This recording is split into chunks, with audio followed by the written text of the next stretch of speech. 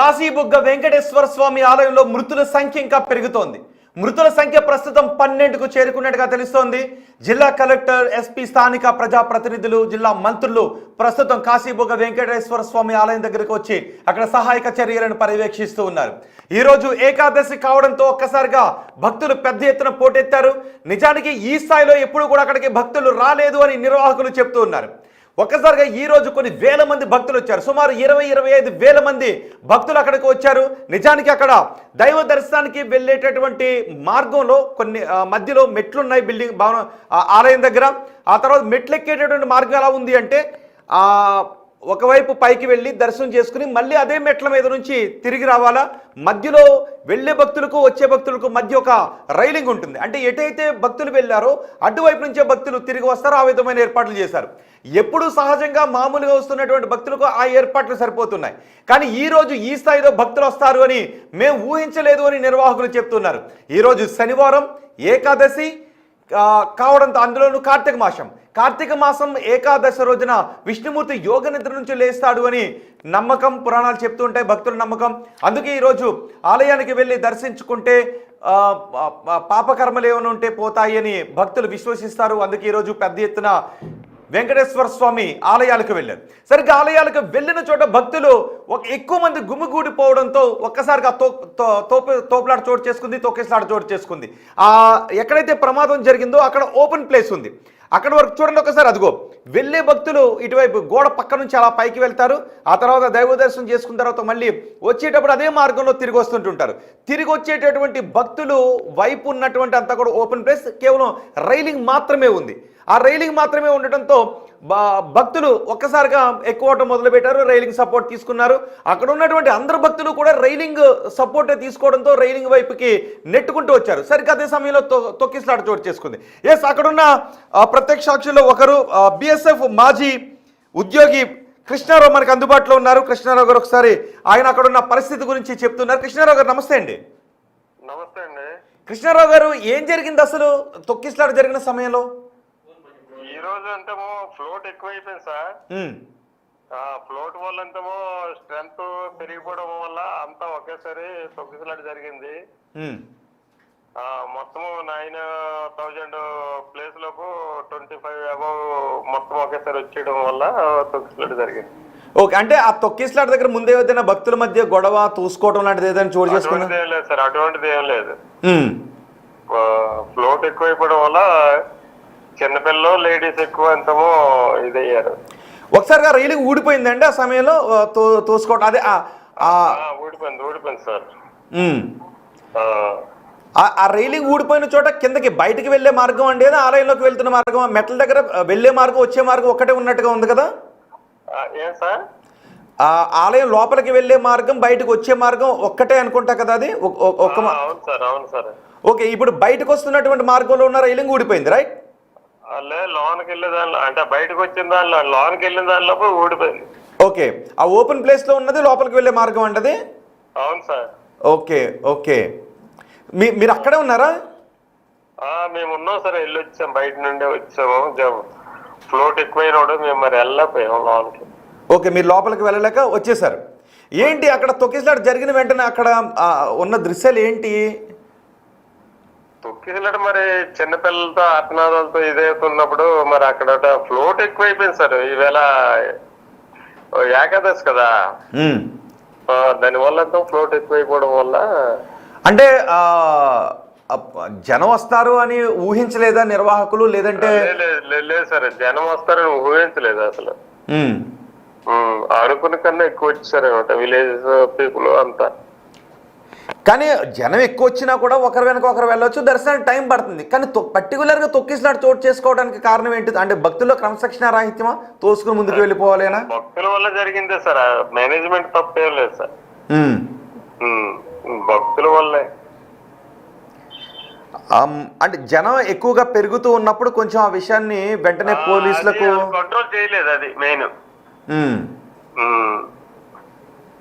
రోజు కంటే జనం ఎక్కువ వస్తున్నప్పుడు కొంచెం కంట్రోల్ చేసి ఉండాల్సిందే. కంట్రోల్ చేస్తే ఎంత ప్రాణ నష్టం జరగదు. ఓకే, ఇప్పటి వరకు మాకున్న సమాచారం ప్రకారం 12 మంది చనిపోయారని అంటూ ఉన్నారు. సో ఇంకా పెరుగుతాయి సార్. హలో, ఇంకా పెరగే అవకాశం ఉంది. ఎందుకంటే కృష్ణారావు గారు వినిపిస్తుంది, చెప్పండి. ఎందుకు? ఎందుకంటే తోపులాట్లకు చాలా మంది అంతమో హాస్పిటల్లో కూడా అంతమో, ఇక్కడ ఒక దగ్గర అంతమో పలాస హాస్పిటల్లోకి అంత రికమెండేషన్ కూడా అంతమో అంత క్లారిటీ ఇది కావట్లేదు. ప్రైవేట్ హాస్పిటల్కి ఇవ్వచ్చు కదా సార్. ప్రైవేట్ హాస్పిటల్కి ఇస్తే కొంతవరకు సేవ్ అవుతుంది కదా. ఎంతమంది ఉంటారు మీరు చూసినప్పుడు గాయపడ్డ వాళ్ళు అక్కడ? మేము చూసినప్పుడు చాలా మంది ఉన్నారు సార్. గాయపడే వాళ్ళంతా మనం లెక్క పెట్టలేం కదా. మన ప్రాణానికి మనం చూస్తాం కానీ పడిపోయిన వాళ్ళు లెక్క పెడతారా సార్? ఒక మాట అంటే ఎవరి కాళ్ళు ఇటు అటు పరిగి పెట్టారా? అంటే ఏదైనా పుకార్ లాంటిది వేశారా? తొక్కేసి నిజానికి ఇప్పుడు తిరుపతిలో కూడా లక్షల మంది వేల మంది వస్తుంటుంటారు, ఒక క్రమశిక్షణగా ముందుకు వెళ్తుంటుంటారు. కానీ తొక్కిసలాట చోటు చేసుకుంది అంటే ఏదో ఒక భయం వాళ్ళు వచ్చి ఉండాలి. అంటే అక్కడ నుంచి ఎటో ఎస్కేప్ అవ్వాలని ప్రయత్నం చేయడమో, లేదు అంటే గొడవ లాంటిదో జరుగుండి ఉండాలి. ఓకే, అంటే పుకార్ లాంటిది ఏమన్నా వచ్చిందా పోనీ అక్కడ? అంటే లోన ఎక్కువ ఒకసారి ఎంతో ఫ్లోట్ అయిపోవడం వల్ల జరిగిందండి. కానీ ఇంకొంచెం క్యూ లైన్ని పెంచి ఒకే చోట నుంచి కాకుండా ఇంకొంచెం క్యూ లైన్ని పెంచుండుంటే బాగుండేది. క్యూ లైన్ బయట కూడా ఎక్స్టెండ్ చేసి ఉంటే బాగుండేది. క్యూ లైన్ ఎక్స్ట్రాగా ఇచ్చుంటే ముందే మనం కంట్రోల్ చేసుకుని లోనగానే విడిచిపెట్టుంటే ఎంత ఇది కాకపోయింది. ఎక్కువ మంది మహిళలు అండి గాయపడిన వాళ్ళు, చనిపోయిన వాళ్ళు? మహిళలు, పిల్లలే సార్. మహిళలు, పిల్లలే. బాబా, ఎక్కువ ఎక్కడి నుంచి వచ్చారు అంతమంది జనం? People sir, village people. చుట్టుపక్కల సేమ్ టు సేమ్ తిరుపతి తరహాలో కట్టారు సార్ వాళ్ళు. సేమ్ సెకండ్ తిరుపతి అనే పేరు కూడా ఉంది, మరి మీకు తెలిసిందే అది. విలేజ్ పీపుల్ ఎక్కువ. చెక్కలి, పాతపట్నం, సారవకోట, మందస, సోంపేట, ఇచ్చాపురం ఈ ఏరియా నుండి వచ్చిన వాళ్ళు ఎక్కువ. సో భక్తులు క్రమశిక్షణగా ఉండకపోవడం వల్ల ఈ ప్రమాదం జరిగిందంటారు ఫైనల్గా మీరు? అంతే సార్. రైట్ అండి, థ్యాంక్ యూ కృష్ణారావు గారు. కృష్ణారావు అక్కడే ఉన్నారు, ఆయన దర్శనానికి వెళ్ళారు. దర్శనానికి వెళ్ళి తొక్కిసలాట జరుగుతున్న సమయంలో అక్కడ నుంచి ఆయన వచ్చేసారు, దర్శనానికి వెళ్లకుండా వచ్చేసారు. తొక్కిసలాట చోటు చేసుకోవడంతో ఆయన కూడా భయం వేసిందని చెప్తున్నారు. జనాలు ఎటంటే అటు పరుగులు తీశారు. సో దీనికి కారణం, ఈ ప్రమాదానికి కారణం ఒక్కటే, కొంత నిర్వహణ రాహిత్యం కనబడుతుందంటే ఎక్కువ మంది జనాలు వస్తారని ఊహించలేదు అంటున్నారు. చూడండి ఒకసారి, హరిముకుంద్ పాండా ఆ పెద్ద ఆయన ఉన్నారు కదా, ఆయనే ఈ ఆలయాన్ని నిర్మించింది. ఆయన ధార్మిక కార్యక్రమాలు చాలా విరివిగా చేస్తారు అని ఉంటుంటారు. ఎవరైనా వచ్చి ధర్మం అడిగితే ఆయన చాలా విరివిగా దాన ధర్మాలు చేస్తారు, ధార్మిక కార్యక్రమాలు చేస్తుంటుంటారు. ఆయన మహాభక్తుడు అని చెప్తున్నారు. సో పోలీసులు ఆయన ఇప్పుడు పట్టుకున్నారు. ఎందుకంటే ఇలాంటివి జరిగినప్పుడు నిర్వాహకులను కూడా ప్రశ్నిస్తుంటారు కాబట్టి. నిజానికి ఎక్కువ మంది జనం వచ్చినప్పుడు ఏం చేయాలి? క్యూ లైన్ నిర్వహణ సక్రమంగా ఉండాలి. అంటే ఒకే చోట నుంచి భక్తులను పంపించడం కంటే క్యూ లైన్ ఎక్స్టెండ్ చేసి వేరే చోట నుంచి అవసరమైతే ఒక మనం క్యూ లైన్ పెడతాం కదా, జిగ్జాగ్ క్యూ లైన్ పెడుతుంటుంటాం. 1 కిలోమీటరో కిలోమీటర్న్నరో క్యూ లైన్ వచ్చేలాగా మనం వరుసలు వేస్తుంటుంటాం, అన్ని ఆలయాలను కనబడుతుంటుంటాయి. సో ఇక్కడ కూడా ఈరోజు టెంపరీ క్యూ లైన్స్ని ఏర్పాటు చేసి ఉంటే భక్తులందరూ కూడా ఆ కింద క్యూ లైన్లో ఉండేవారు. సో ప్రమాదం జరిగి ఉండేది కాదు, తొక్కిసలాట జరిగి ఉండేది కాదు, ఒకే చోట భక్తులు గుమిగుడు ఉండేవారు కాదు. సో రెగ్యులర్గా ఎక్కడి నుంచి అయితే క్యూ ప్రారంభమవుతుందో ఈ రోజు కూడా అక్కడ నుంచే భక్తులను క్యూ లైన్లో పంపించారు. సో అక్కడికి జనం ఒక్కసారిగా వచ్చారు, క్యూ లైన్లో వెళ్ళే వాళ్ళు వెళ్తున్నారు మెట్లపై నుంచి, మళ్ళీ అదే క్యూ లైన్ రివర్స్ ఉంటుంది, తిరిగి వస్తుంటుంటారు. సరిగ్గా అక్కడ భక్తులు ఒకరినొకరు తోసుకోవడంతో తొక్కిసలాట చోటు చేసుకుంది. వెంటనే రైలింగ్ ఊడిపోయింది, ఆ పైనుంచి కింద పడిపోయారు. కింద పడిపోవడంతో వాళ్ళపైన మరికొంతమంది పడిపోయారు. అందులో చిన్నారులు చనిపోయారు, మహిళలు చనిపోయారు ఎక్కువ మంది, ఇంకా ఎంతో మంది గాయపడ్డారు. మృతుల సంఖ్య అంతకంతకు పెరుగుతూ ఉండడంతో ఆందోళన కలిగిస్తోంది. వెంటనే అక్కడ ఉన్న వారు, గాయపడిన వారందరినీ వెంటనే హాస్పిటల్కి తరలించారు. అక్కడికి వైద్య సిబ్బంది కూడా వచ్చారు, జిల్లా ఎస్పీ వచ్చారు, జిల్లా కలెక్టర్ వచ్చారు, మంత్రులు వచ్చారు, వైద్య సిబ్బందిని కూడా తీసుకొచ్చారు. చూడండి ఒకసారి, అదిగో ఆ మూడో బాక్స్లో కనిపిస్తున్నది జిల్లా కలెక్టర్ ఎస్పీకి సరిగ్గా ప్రమాదం ఎలా జరిగింది అనే దానిపై వివరిస్తున్నారు. ఒక్కసారి ఆ బయట విందాం. ఆ ప్రమాదం గురించి కలెక్టర్ అడుగుతున్నారు, ఇక్కడ ఎలా జరిగింది, ఏముంది, ఇక్కడ సరిగ్గా తొక్కిసలాట జరిగిన సమయంలో ఏముంది అని వివరిస్తున్నారు. ఒక్కసారి అది చూద్దాం, ఆ బయట చూద్దాం. లోపల నుండి వాళ్ళు తోస్తున్నారు. ఈ ద్వారం లోపల ఉండడానికి, ఈ ద్వారంలో ఈ ద్వారం మేము అవ్వలేదు సార్. ఇక్కడ అది ఓపెన్ ద్వారం మాత్రమే ఓపెన్ ఉంది. ఇది ఓపెన్ ఉంది. అది తలుపు వేసే ఉంది. పల్పేసి ఉంది. ఇక్కడ ఏమైంది, ఇటు వెళ్ళిన వాళ్ళు అట్టు తోసేటి ఉంటుంది. ఇదంతా ఇలా ఉన్నారు కదా సార్, ఎలా పడుతుంది? ఇలా పడిపోయారు సార్. కింద ఉండిపోయారు. మార్నింగ్ నుండి హెవీ క్రౌడ్ ఉంది సార్. వాళ్ళు ఎందుకు వెనక వచ్చారు? ఇది వన్ వే, ఈ వేగా ఉంది సార్. బయటికి రావడానికి ఇదే వే. అంటే అవుట్ గోయింగ్ కనీసం ఇది కూడా ఎగ్జిట్ పెట్టకుండా ఇందులోనే ఎగ్జిట్, ఇందులోనే ఎగ్జిట్. ఎలా ఎలా అచ్చా ఈ వైపు ఒక పర్సన్ వస్తారు, ఇంకో వెళ్తారు. లోపలికి ఒకరు వెళ్తున్నారు, ఇటు ఒకరు వస్తారు. ఈ జనం ఏం చేశారు, రెండు వైపులు కూడా వెళ్ళి లోపలికి వెళ్ళడానికి చూసారు.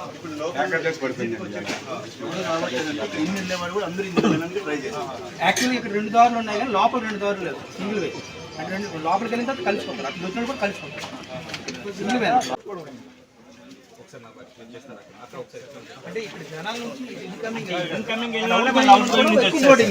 అయినప్పుడు దీని ప్రతి ఇది కాయలే ఒకటే కదా, ఇన్కమింగ్ ఒకటి, అవుట్ గోయింగ్ ఒకటి. చెప్తారు